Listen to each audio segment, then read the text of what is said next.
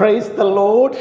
Hallelujah. പ്രിയ സഹോദരങ്ങൾ, ഇന്ന് നാം ധ്യാനിക്കുന്നത് ഏശയ്യാ പ്രവചനം 40:31.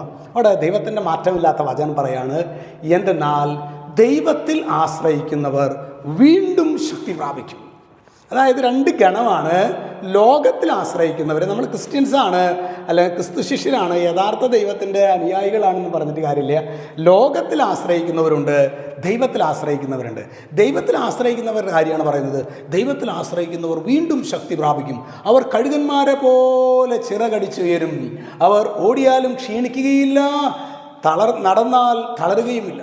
ഓടിയാൽ ക്ഷീണിക്കില്ല, നടന്നാൽ അതായത് അവർക്ക് ലോകത്തിന് അവരെ കീഴ്പ്പെടുത്താൻ പറ്റില്ല. ലോകത്തിന് അവരെ കീഴ്പ്പെടുത്താൻ പറ്റാത്ത വിധത്തിൽ ഒരു ദൈവീക വലയം അവർക്ക് ചുറ്റും. ഇന്ന് പ്രിയ സഹോദരങ്ങളെ, നമുക്ക് ക്ഷീണം, മടുപ്പ്, അലസത, മുന്നോട്ട് പോകാൻ പറ്റാത്ത വിധത്തിൽ നിരാശ, കുറ്റബോധം, ഇങ്ങനെയുള്ള പലവിധ സംഭവങ്ങളിൽ നമ്മളെ ലോക്ക് ചെയ്തിട്ടേക്കാണ് അല്ലെ പിശാച്. ഒറ്റ കാര്യമുള്ളൂ, ദൈവത്തിൽ ആശ്രയിക്കുന്നവർ വീണ്ടും ശക്തി പ്രാപിക്കും.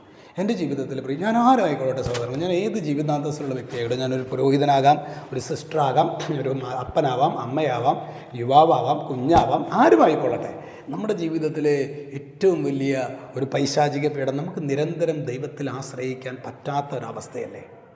നമ്മൾ ഇന്ന് തീരുമാനമെടുക്കേണ്ടത്, ദൈവമേ, പ്രത്യേകിച്ച് നമുക്ക് പുതിയൊരു മാസത്തിലേക്ക് നമ്മൾ പ്രവേശിക്കുകയാണ്. 31-ാം തീയതി ഞാൻ ഈ കഴിഞ്ഞ ദിവസമാണ് അറിഞ്ഞത്, ഡാനിയേൽ അച്ഛൻ്റെ കുർബാനയെ കുറിച്ചിട്ടുള്ള ഒരു 40 ദിവസത്തെ ഒരു ശക്തമായിട്ടുള്ളൊരു പ്രയർ ശുശ്രൂഷ, ഒരു പ്രാർത്ഥനാ ശുശ്രൂഷയാണ്.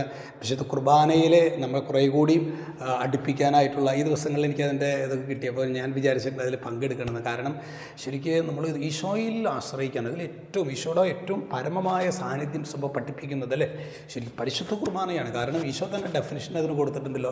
യോഹന്നാൻ്റെ സുവിശേഷം 6:51 ലോകത്തിൻ്റെ ജീവന് വേണ്ടി ഞാൻ നൽകുന്ന അപ്പൻ്റെ ശരീരമാണ്.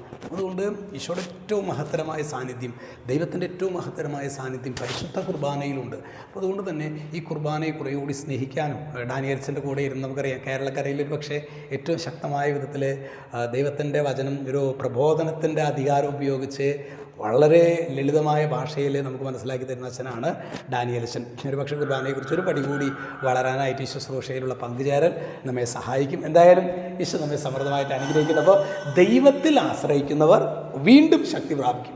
പ്രിയ സഹോദര സഹോദരി, വീണ്ടും ശക്തി പ്രാപിക്കാനുള്ളൊരു അഭിഷേകം സ്വർഗം നിനക്ക് നൽകട്ടെ. രക്ഷിതാവായ യേശു ക്രിസ്തുവിൻ്റെ നാമത്തിൽ അനുഗ്രഹിക്കുന്നു, ഇപ്പോഴും എപ്പോഴും എന്നേക്കും. ആമേൻ.